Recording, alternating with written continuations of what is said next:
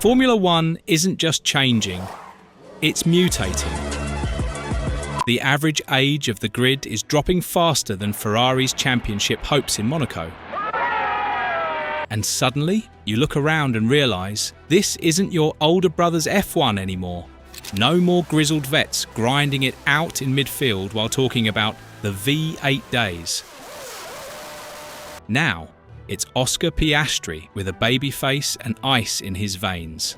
Andrea Kimi Antonelli doesn't even look old enough to rent a car, and yet somehow we're trusting him to drive a multi-million-dollar rocket ship at 220 miles per hour. Even Ollie Behrman, who still probably gets ID'd buying Red Bull, is being hailed as the second coming of Rosberg. Meanwhile, Lewis Hamilton's out here signing with Ferrari at 40, like he just got divorced and decided to move to Italy and find himself. I sleep in a racing car, do you? Make no mistake, the youth movement is here, and it's not just about lap times. It's about attitude, style, and the quiet, terrifying confidence of a generation that grew up watching Verstappen dominate and still thought, yeah, I can beat that guy. So today, we're asking the question, is this the end of F1's old guard? Are we watching the next era rise?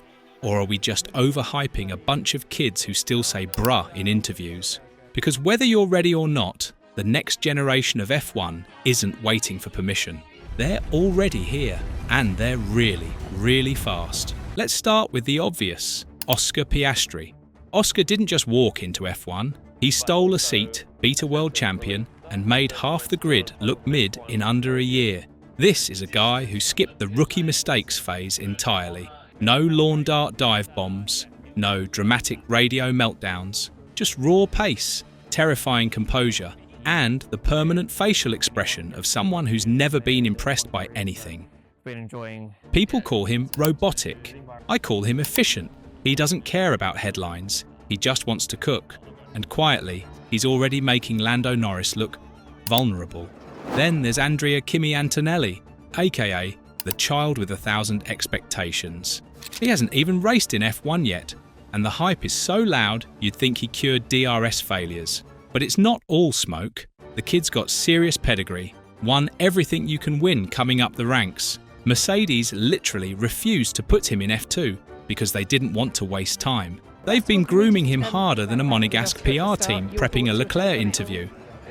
If Kimi lives up to even half the hype, we're looking at a franchise driver before he's old enough to rent a car in the US. And we can't forget Ollie Behrman, Ferrari's best chance at a homegrown prodigy since Leclerc, but with fewer emotional breakdowns over team radio. Oh my God! Behrman filled in for Sainz like it was casual Friday and nearly scored points on debut.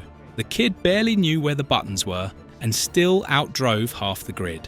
Ferrari's junior program finally didn't fumble, and that alone deserves a slow clap. Together, these three are the front line of the youth revolution, and they're not here to wait their turn. They're here to take it. Now let's talk about the dinosaurs. No offense, they're legends. But in a sport where reflexes age like milk and the car is basically a spaceship, these guys are still hanging on like it's the mid-2000s. Lewis Hamilton, 7-time world champion, record holder, cultural icon, and somehow still faster than most of the grid at 40. You can't even get some of these rookies to show up on time for sim work, and Lewis is out here out-qualifying his own teammate on pure vibes. But let's be honest, the Mercedes dominance is over, and Lewis knows it. That's why he jumped ship to Ferrari. A desperate, romantic legacy move. He's chasing that 8th title like it's the last Infinity Stone. The move either cements his status as the GOAT, or becomes one of the most painful what-ifs in F1 history. Then there's Fernando Alonso, the sport's resident vampire, 42 years old, still fighting like it's 2005. No one can explain how he's still this sharp. Maybe he's powered by pure spite and disappointment. Maybe he just hates retirement that much. Alonso is the poster child for refusing to give up. He's raced through multiple F1 eras, beefed with every major team, and still somehow made Aston Martin look legitimate last year. But here's the thing, As good as Hamilton and Alonso still are, they're running out of time. They've got the experience, they've got the racecraft, but the raw, relentless youth coming in. They don't care about legacy. They're faster, hungrier, and they've been training on simulators since they were in diapers. The old guard can still win battles, but can they win the war?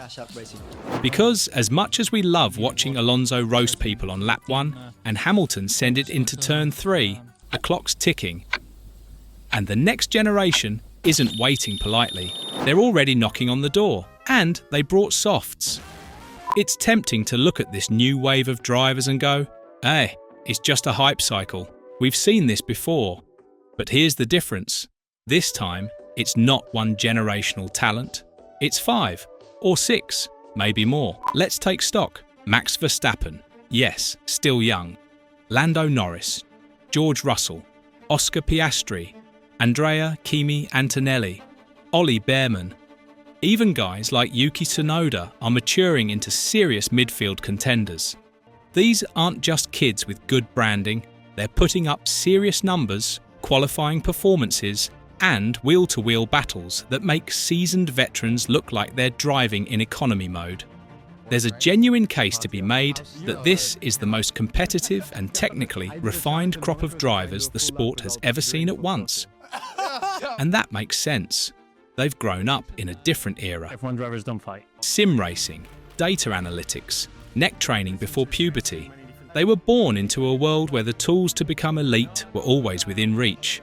Add to that the fact that teams now invest millions into junior development.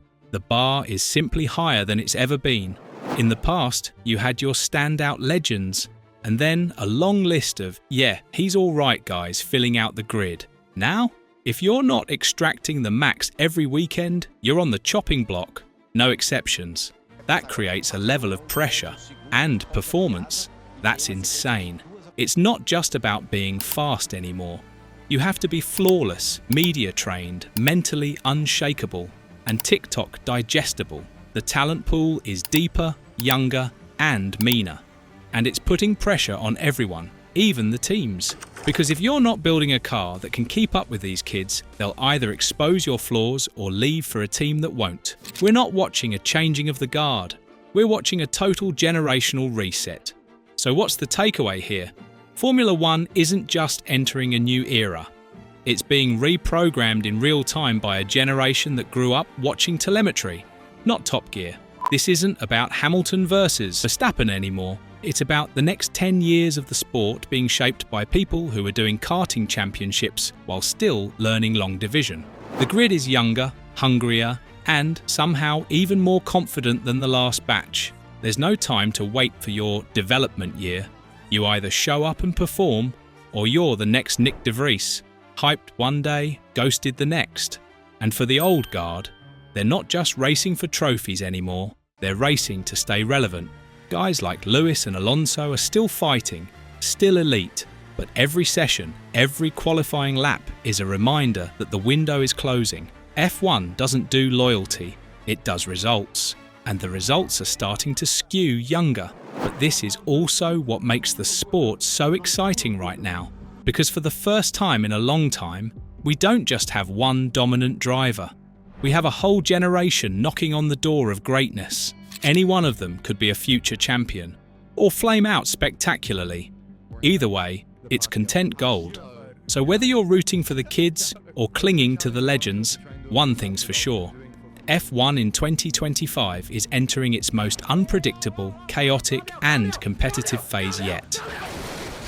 And honestly, we're so here for it.